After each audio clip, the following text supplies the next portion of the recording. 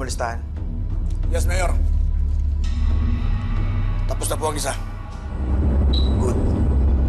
Ang lahat na nandyan, pwede mong targetin. Pwede mong gamitin ang Killer Bride para maubos na ang lahat ng kumakalaban sa akin.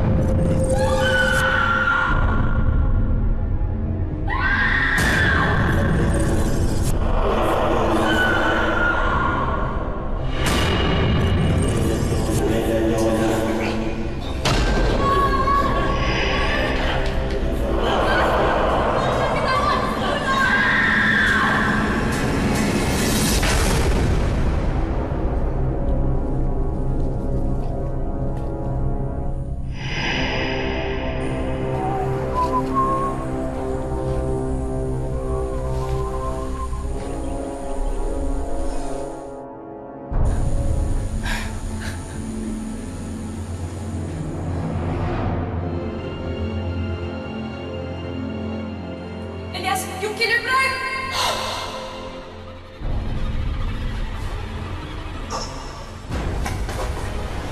Bakit siya? Bakit pati siya?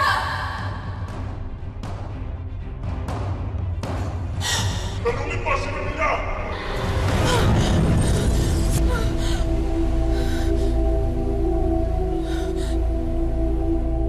Sinabi niya yun? Na si Juan Felipe ang may kagagawa ng lahat? Oo, pero hindi niya sinabi sa akin kung paano niya nalaman. Kung sigurado ba siya.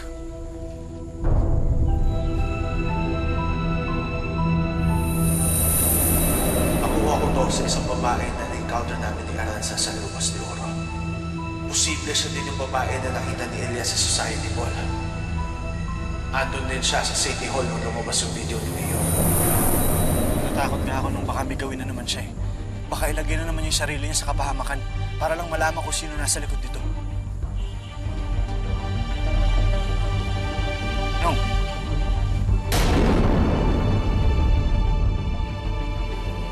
Mom, alam mo ba kung para saan to? I really have no idea, anak.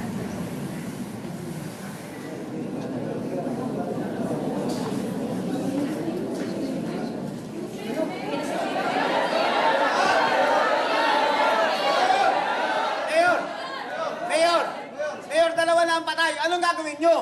Mayor, kayo lang po ang inaasahan namin. Ibalik niyo po ang kapayapaan sa Las Espadas. Mga kasama, huwag po kayong mag-alala. Huhuliin natin ang Killer Bride. Paano ninyo patitigilin ng isang multo, Mayor? Oo nga naman po, Mayor. Pinag-isipan ko po ito ng maigi. Simula po bukas, hindi na pwede lumabas simula alas 8 ng gabi ang buong Las Espadas. Maliban na lamang kung kayo'y isang opisyal ng barangay o pulis o isang volunteer. Opo, bubuo tayo ng volunteer groups na ruronda gabi-gabi para proteksyonan ang lahat. Sure, Mayor. Pero maraming masasagasaan yan. Okay lang yun. Kung lahat tayong mga tao nasa bahay na ng alas 8, hindi wala nang masasaktan ng Killer Bride. Diba? Eh, paano naman kung kailangan namin lumabas na ganung Kaya oras? pumayag na tayo. Paano yung mga nagtatrabaho sa gabi at yung may mga negosyo? Oo nga Hindi naman. na lalabas? Aayusin pa ang maraming detalye. Pero mangyayari po ito. Las Espadas will be under a curfew. Gagawin po ito para sa proteksyon at sa ikabubuti ng lahat. Maraming salamat po. Pwede yan, Mayor.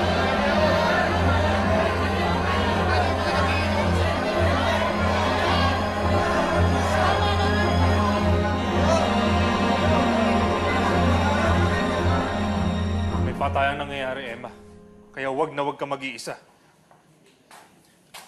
Delikado din kung lalabas ka, lalo na sa gabi.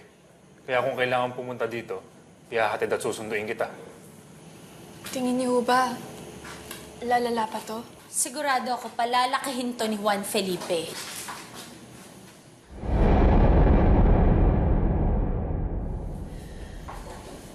Sisiguraduhin kong may mahahanap pa rin ako sa kabila ng nangyayari. Pinipilit ko nga akong maalala yung nangyari sa akin sa kuweba eh. Baka may maalala pa akong importante. Emma, hindi importante yun. Ang importante, ligtas ka.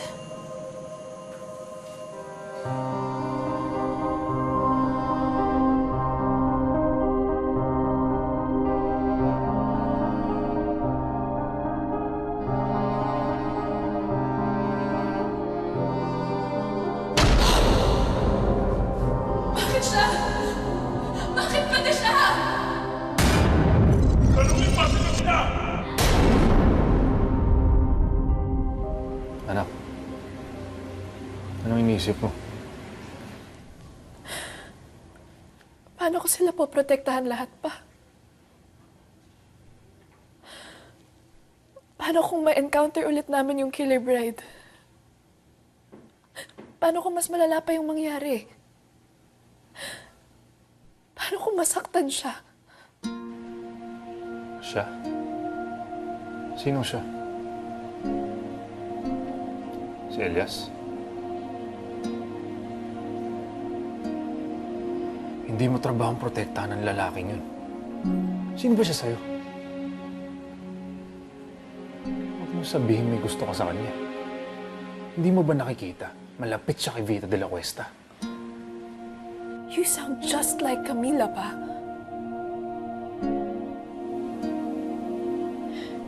Hinuhusgahan mo siya dahil sa kung sino ang kilala niya. Hindi dahil sa kung sino talaga siya. You don't even know him pa.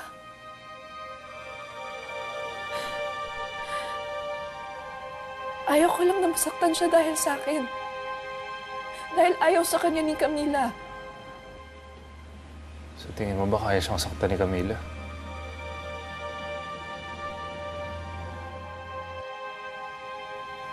Sa totoo lang pa, hindi ko na alam kung anong kaya niyang gawin. Habang tumatagal kami dito, parang mas lalo ko siyang hindi nakikilala. Mali bang sabihin ko yun pa? Ayoko sanang aminin. Ayoko sanang isipin, pero...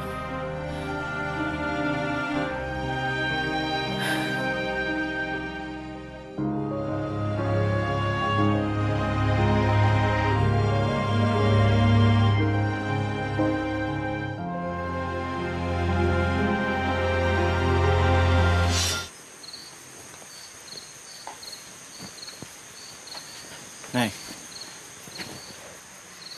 Buti naman umuwi ka na. pasensya na, Nay. Hinintay ko pa ako kasi si Manay Echo. Wala kasing babantay kay Emma. Hindi mo ba alam kung paano mo kami pinag-alala ng tatay mo? Halos magbaliw-baliw kami sa kakaisip ko ano na nangyari sa'yo sa gubat. Nay, pasensya na. Sabihin mo nga sa akin, ano bang mayroon kayo ng babaeng yan? Eh, Nay, nasa panganib siya. Ano ba dapat kong gawin? Dapat ba hindi ko na lang siya tulungan? Hindi mo lang siya basta tinulungan. Sumugod ka sa gubat sa gitna ng gabi. Pinahamak mo yung sarili mo sa babaeng hindi mo naman talaga kilala. Elias, lahat ng tao ang tingin sa kanya ay kriminal. O kaya ay nagtatrabaho para sa kriminal. Hindi naman talaga natin alam kung anong intensyon niya. Dapat ang gagawin mo ay layuan siya. Hindi yung ipahamak mo yung sarili mo sa gulo niya. Pero, Nay, Masasabi mo ba sa akin na matino siya? Na mabuti siyang tao? Na hindi kanya ipapahamak?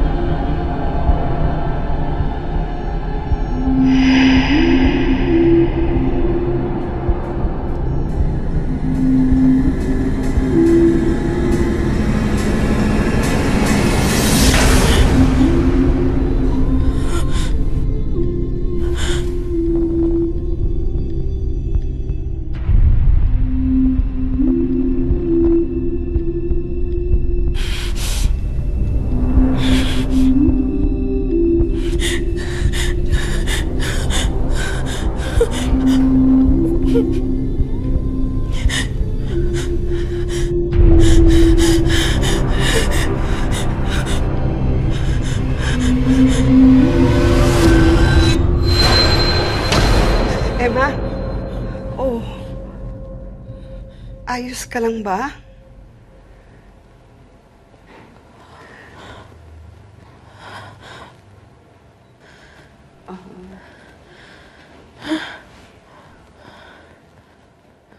Okay ka lang ba?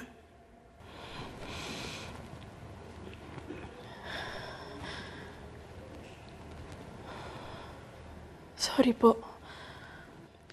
Bakit ka nagsasorry?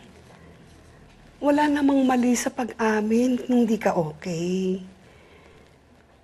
Lalo na pagkatapos ng mga nangyari sa'yo.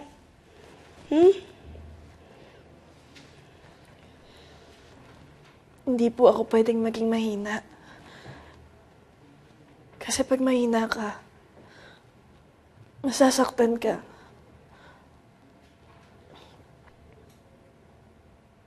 Wala namang taong hindi nakaranas ng isang minuto o isang araw, kuminsan nga ilang buwan pa ng kahinaan. Pero hindi ibig sabihin nun na hindi ka na magiging malakas ulit.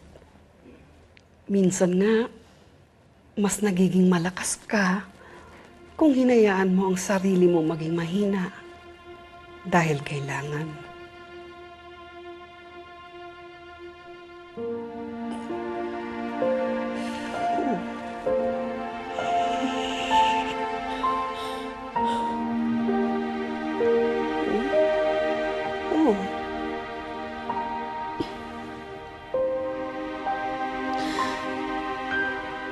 Salamat po, Manay. Ang bait-bait niyo sa akin. Kahit hindi naman po ako karapat-dapat. Ano bang pinagsasasabi nitong batang ito, oh? Huy, sa pamilya, walang ganyan drama. Alam mo, parang anak na ang turing ko sa'yo. Kaya kahit anong mangyari, nandito lang ako.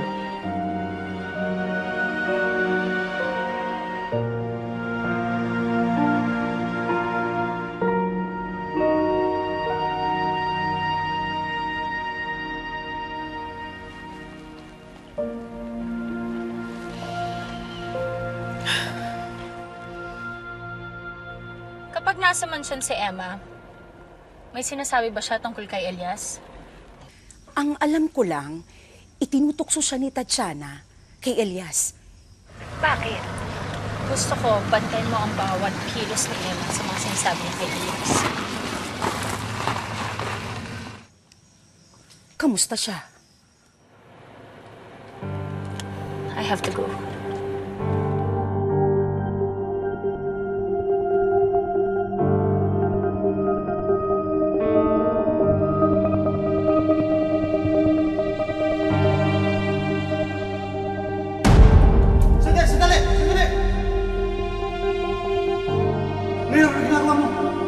Hindi ka na dapat nakailang. Matadamay ka na sa babae niya.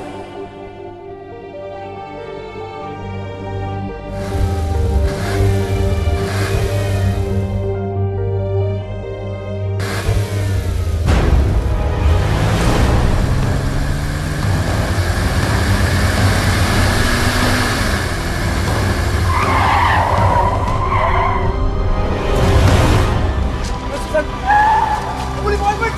Habulin mo!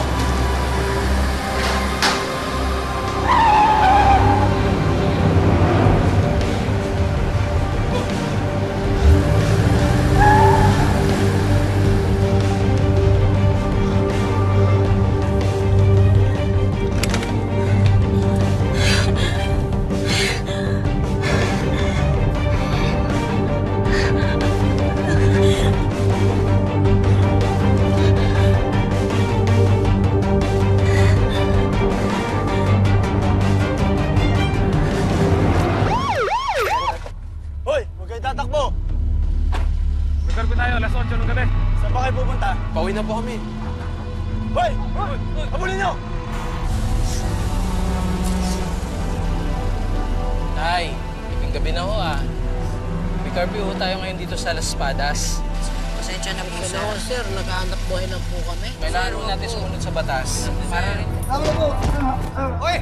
Tama na! Ano ginagawa niyo? Ha? Bakit sinasaktan yan? Di ba yung curfew para sa proteksyon ng mga tao? Mawalang galang na ho, Councilor. Pero sumusunod lang po kami sa utos ni Mayor. Sa kanya po kayo magreklamo. My God! Las Espadas has gone crazy! That mayor and his curfew? Nagkakagulo tuloy lahat ngayon. So, kinailangan tapusin ng maagang burol Benjamin tonight?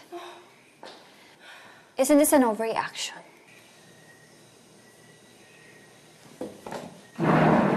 Maybe it is. Pero kung mapipigilan ito na mangyari uli ang nangyari kay Benjamin, good.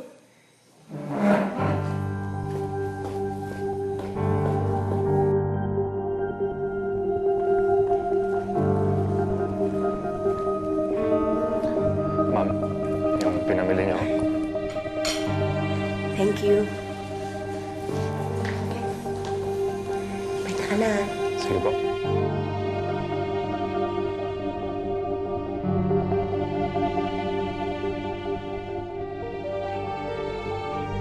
Ang sinasabi ko lang, Mayor, hindi natin pwede gawin ang implementasyon ng curfew dahil maraming tao maabuso sa kapangyarihang binibigay sa kanila. Kasalanan ko ba kung matigas talaga ang ulo ng mga tao? Pwede ko ito paabutin kay Governor Bonifacio. Tinatakot mo ba ako? Go ahead. Iparating mo kay Governor. Pero teka, hindi ba dapat ginagawa mo ang trabaho mo, Chief?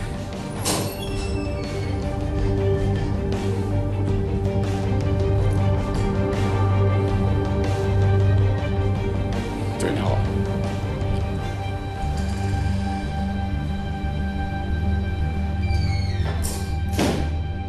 Kala ko ba para sa tao yung curfew? Pero hindi proteksyon na nakikita ko sa labas. It's iron rule. Talagang ganid ka na sa kapangyarihan. Hanggang saan mo ito dadalhin? Wait and see.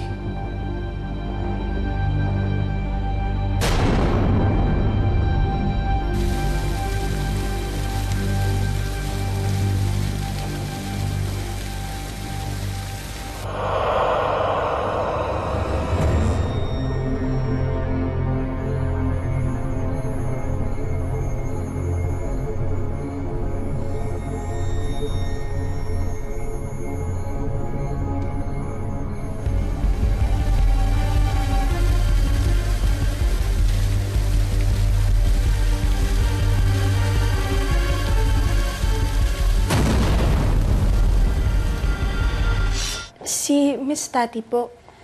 Masama ang pakiramdam niya, Emma. She hasn't been the same since multuhin siya sa mansyon. Ang sabi niya, gusto siyang patayin ng kaluluwa ni Camila. But I think Camila was just trying to help her. Katulad mo, hindi mo naiintindihan, pero dinalo ka ni Camila because she was trying to help you. Itong pambibintang nila kay Emma na siya ang pumatay kay Justino, wala naman itong kapupuntahan, di ba? Wala naman daw nakita na sapat na ebidensya yung mga pulis manay para maging suspect ang kahit na sino. And Emma, you didn't do anything wrong. You don't have to worry about anything. Masasabi mo talaga yon, Alice? Wala rin ginawang masama si Camila noon. Pero tignan mo ang nangyari.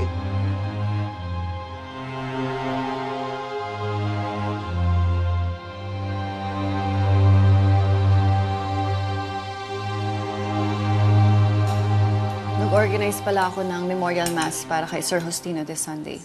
Oh, that's good. That's the least we could do for the poor guy and his family. No, lalo't nakakahiya na talagang dito pa sa Las Espadas nangyari yun. Kung kailan ikaw pa ngang in charge ng annual ball. It's not my mom's fault. It's Emma's fault. Siya ang pumatay kay Sir Justino. Wala pang napapatunayan, Luna. Really? Eh di ba nga tumakas siya nung pinatay yung lalaking yun? Hello, put 1 + 1 together. It's so obvious. Ang sabi ng doktor, She was drugged just like Manoy Andres. Kaya posibleng biktima lang din siya. Wow! Sa bagay, sobrang galing nga pala magpa-victim ng babaeng yun, di ba? Ang dapat sa kanya, paalisin sa Las Espadas. Para naman bumalik na sa katinoan si Elias. Lost my appetite. Luna! Sa tingin mo ba talaga hindi siya guilty? Of murder? Of course not. I don't think she's capable of it. Really? Ikaw ba talaga ang judge who's capable of murder or not, Vito? Remember your last girlfriend?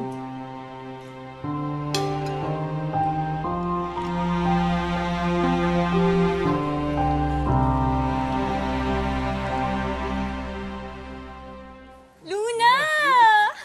Hi, Luna! OMG! We have exciting chika for you. Come on, faster! What? Ano to? We heard to the rescue daw si Elias kay Emma sa gubat, ah. Parang modern day Knight in Shining Armor. Ang romantic. Di ba? Mildred, ikaw kaya itapon ko sa gubat? Tignan natin kung may sasagip sa'yo. Ines. Bro! Oh, Mario! Guys, kamusta kayo? Mario! Hindi ka sumabay kanina. Oh, ba't ka na-late? Kumusta ka? Okay naman, Mildred. Sige. Luna. Ganda mo ngayon, Thanks. Luna, there's more. Narinig niyo ba yung alibi ni Emma? Sabi niya, kinidnap daw siya ng killer bride at dinala sa gubat. Kaya imposible daw na siya yung pumatay kay Sir Justino? As if.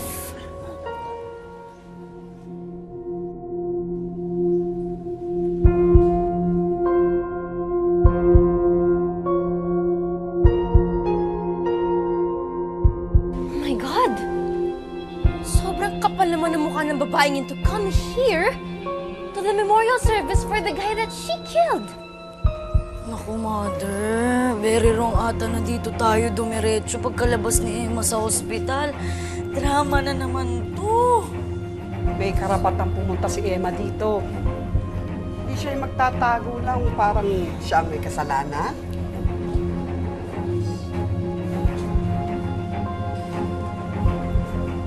Tama si Manay, Ate Choknat. Baka mas lalo nilang isipin na ako talaga yung pumatay kay Sir Justino kung wala ako dito. O, edi sige. Kayo na yung strong women of tomorrow.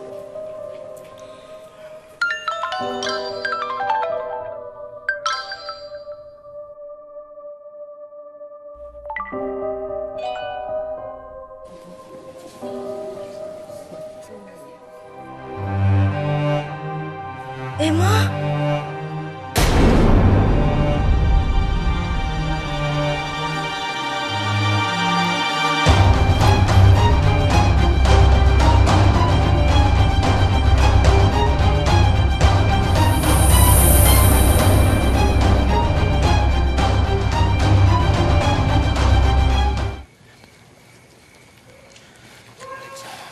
Sir,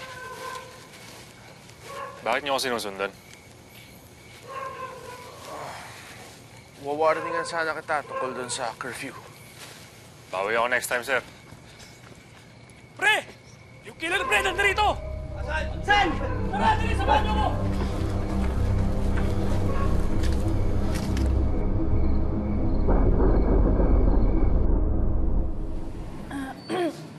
Aray. Sorry. Sorry. Tingin nga niyan. Tingnan mo nga.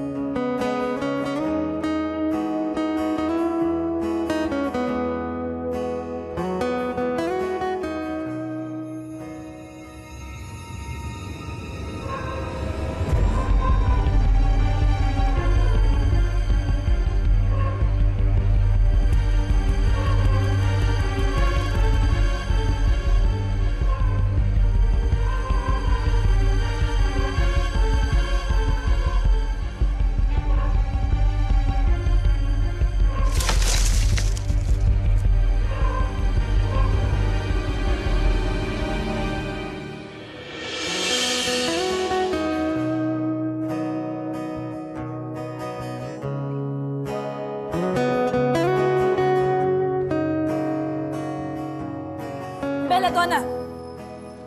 Belladonna.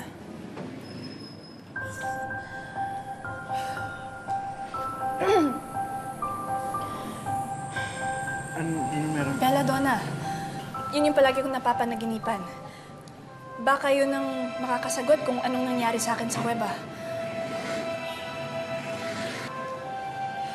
Ikaw, marami kang alam tungkol sa bulaklak tsaka sa mga halaman. Baka may alam kang lugar na pwedeng mahanapan ng Belladonna sa San Lucas de Oro. Baka malapit dun yung kuweba.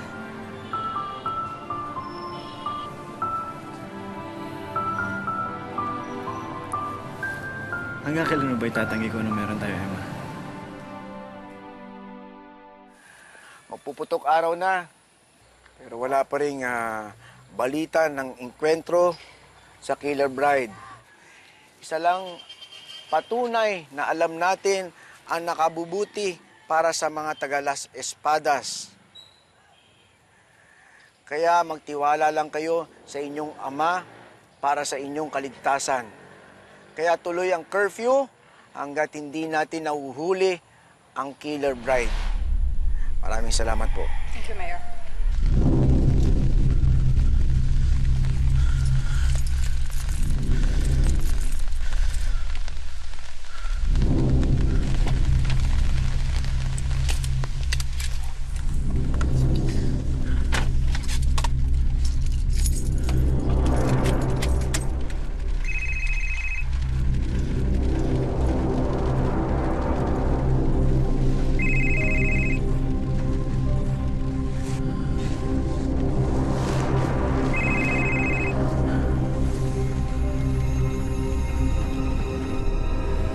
Si Marvin.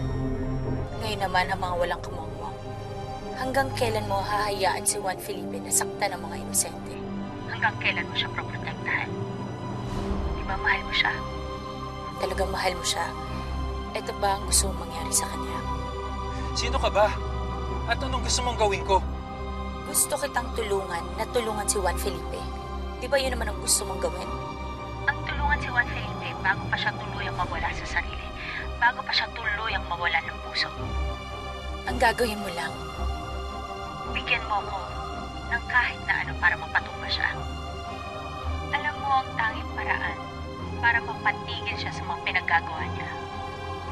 Yun ay ilayo siya sa kapangyarihang sumisira sa kanya at sa iba. Ang hindi mo kayang gawin, ako ang gagawa mo. Sige.